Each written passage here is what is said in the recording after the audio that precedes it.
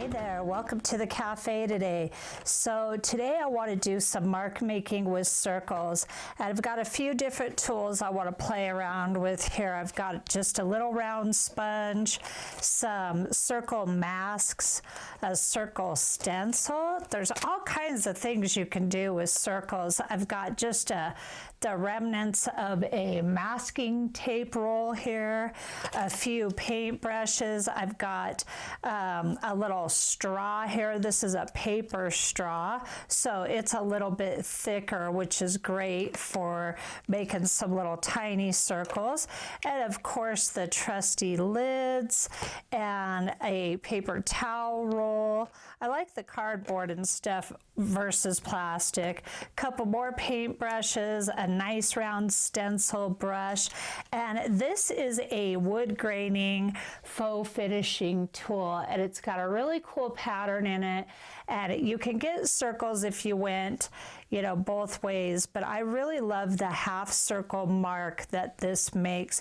So today I thought we'd play around with some of these these are just some jelly printed scrap papers that I had in my stash, and I don't know the colors of these because I've had them for a very long time. So we will get into doing some jelly print backgrounds here on the channel. If you'd like to see that too, let me know. I did get a few comments that some of you wanted to see the background papers of the coffee stain with the gold and white markings. So that's on my list, and that will be coming very soon. So yeah, let me know if you're into seeing another video of some grungy gel print backgrounds. So let's go ahead and get into this.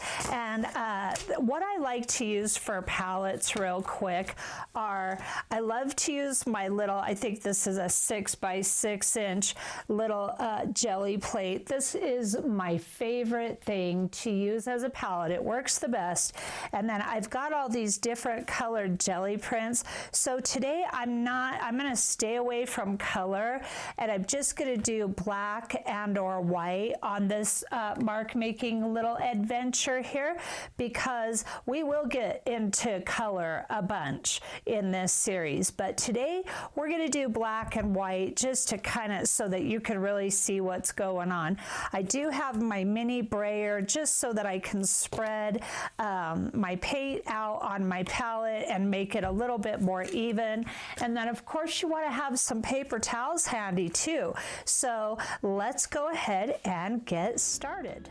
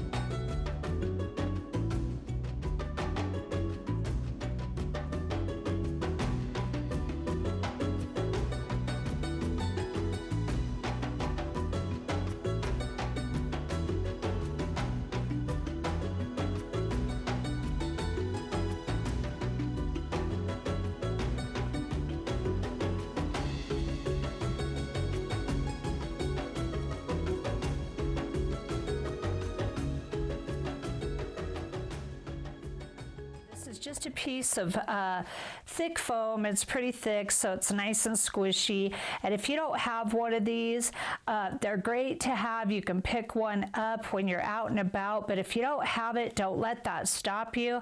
Just use a stack of newspaper or a stack of printer paper, whatever you've got handy that will give you some padding between your table, and your project will be perfect.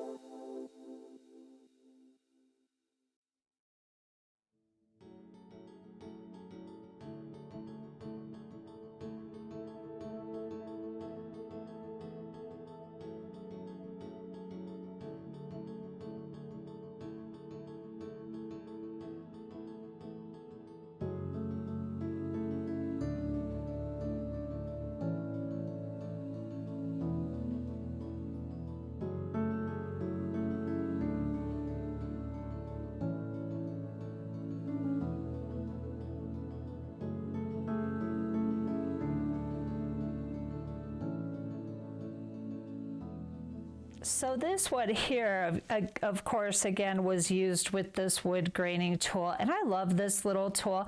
And what it's meant to be rocked and slid as you're rocking it to give you that wood grained look. But I far prefer the half circle mark that it makes just by rolling it onto the paper with the paint on it. So I really like that look. And then I love the sponge look, and this makes me want to take sponges like sea sponges with bigger holes in them and cut those into different shapes so that you can get a little bit more interest. But I really like the organic look of the sponge for sure. This is some of my favorite for this mark making. And you know, whenever you're doing this stuff, you're just scratching the surface. No matter how far you take any mark making session, it can always be taken further, which is what I love about this art form. It just goes on and on and on. So of course, now this one was again made with the wood graining tool, and I'm sure you could find this online. I would look under faux, F-A-U-X, faux finish wood graining tool is what I would look under for that. I've had mine for years, so had it very long time.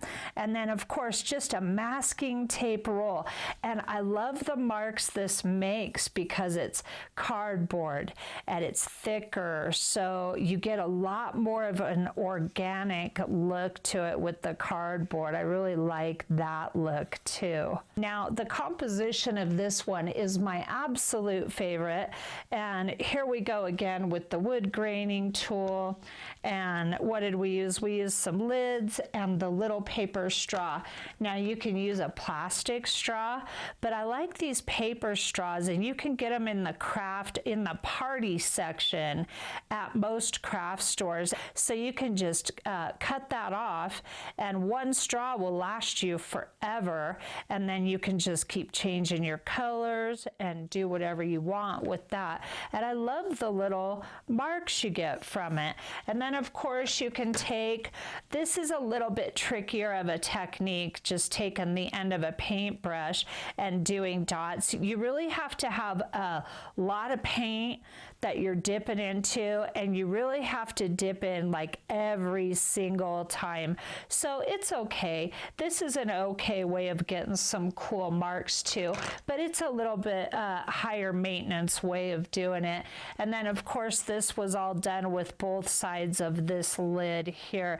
I love the composition of this, and I really like the bronze and dark background. I think it just makes that white, all these white images really pop off that page. Now, one of my absolute favorite ways to mark make is to simply use these really scratchy, cheap paint brushes. And when you dry brush, which just simply means, I'm sure I'm singing to the choir with this dry brushing technique, but all you want to do is just wipe off most of the paint before you start applying it. And I wanted to do this on purpose on this one, and I think I did it a few other times, where I start out with more paint and then just keep going and offloading the paint onto the page as I go. And then you get these really cool different degrees of color and different intensities of color,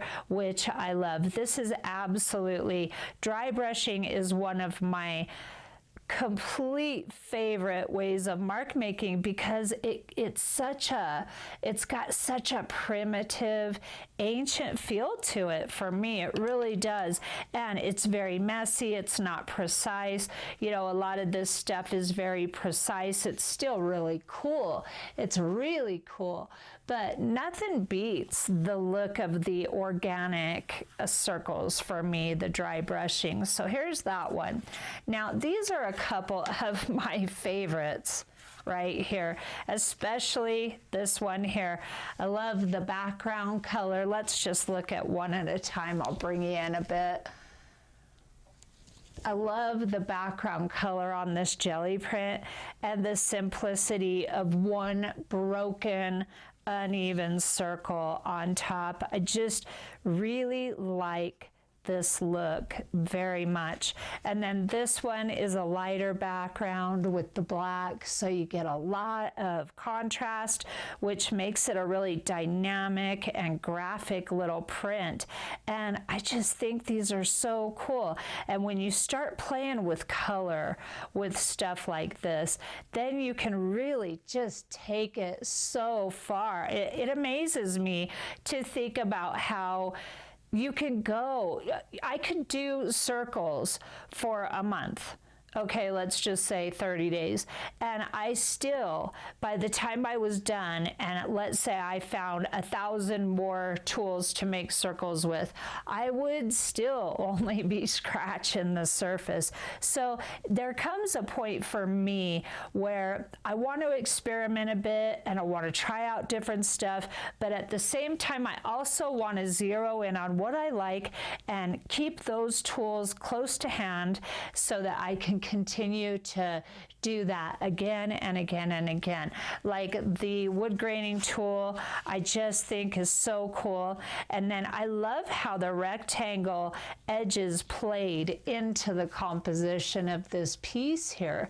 And then lids and straws are so easy to keep handy, such a handy, easy way to make circle marks. But it's also fun to always be on the lookout for stuff when you're out and about in the world too, because you know we come across those tools that are just incredible. Here's another one with a lot of dry brushing and then using the end of the paintbrush just to make some dots.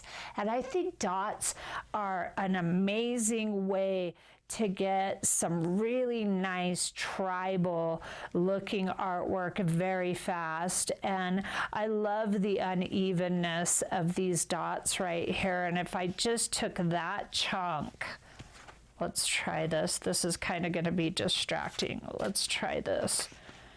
If I just took this chunk on a piece of collage, isn't that incredible? So I'm always thinking about that when I'm looking at these is, you know, okay, I don't like the composition, but I didn't create it, this piece itself. Sorry, I keep not getting centered. Sorry about that. But, you know, it's not about making a perfect composition here. The composition really comes into play for me with the collage. So this, you know, it depends on what you're after, of course. This one's fun. I loved alternating the black and white together on this page. Gives a lot more depth and a lot more interest. So, you know, adding colors, doing different colors. It's just such a way that you can take this even further. This one's pretty fun. It was just, you know, I really love to just put my tool down and start making marks and not think about it, because I have a tendency to overthink stuff. I have a tendency to get locked in if I let myself think too long and too hard. So if I just force myself to keep working through, then I end up with some new looks. And sometimes I repeat, and I do like to repeat in a row because it gives me an idea of whether or not I'm gonna like that as a pattern. Now this one's kind of weird and quirky and cool, and it's kind of a neat piece. Let me put it this way too. So you get a very different look looking at it horizontally versus vertically. But this is a really, I enjoy this piece very much, just the way it is without tearing it up into collage. Something like this could be matted, and I have some mats, and I meant to get them out because I love to play with those, and it's been a long time since I've done that, and I see it all over, and I get reminded every time. I'm like, oh, I want to grab my mats, but I want to have my mats of different sizes, like 5x7, 8x10, you get the idea, to where you can really zero in on something like this, because you can just be messing around and trying to make a piece of collage artwork, and you can end up with something you really love that you just want to frame. I think this piece is really cool. I don't know what it is about this piece that attracts me so much, but I really like it. And then the white sponge marks on these circles really add to it as well. I just love that broken up look, because you get all kinds of little circles within your big big circle. Now, speaking of the sponge, here's this one we did where we went over this bronze and gold jelly print background here. And this one, we went ahead and just stamped with the sponge and then spun it. And I really like both looks. I was so pleasantly surprised to see how amazing this looks here. Two wildly different looks from the same tool there. There's so much to go over here. There's just so much coolness to be had. Oh, and then I've got my little paper towel. You can use a toilet paper roll, paper towel roll, and that's what I used right here on this one. And you know, you can do the next, you can overlap, you can do all these different ways of doing it. Here's some dry brush circles, my favorite, and of course the masking tape circle on that one. Really fun stuff. And then last but not least, we've got this, and I really like how this came out. I thought about adding some white to it, but I love just the way this looks, the way it is. Now I will tear this one up. I wouldn't frame this one. There's a couple in here that I would frame, and it's this one. This one's really cool. Just appreciate that for another second. It's got a lot of metallics in it. Really a neat little piece. And then that wood graining tool, you can dip it in paint every time, but I get 3, 4, 5 pulls out of one, you know, one layer of paint, and then you can get lighter and lighter with each one. So that's really fun. But these two right here are the ones that I would consider just framing as a piece of artwork. This one and this one here, these two.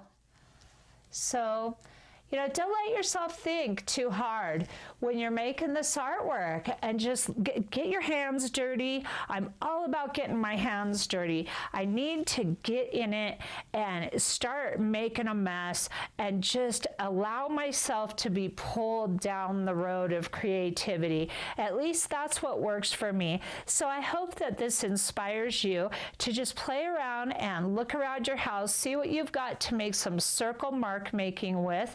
Grab some of your jelly print backgrounds, watercolor backgrounds, acrylic backgrounds, scrapbook paper, whatever you want, and give this a go. And make sure if you haven't hit the bell notification and subscribe that you do, because this series we are going to be really delving deep into so many ways to make marks. So I'm really glad you stopped by today, and I will see you very soon. Have a good one.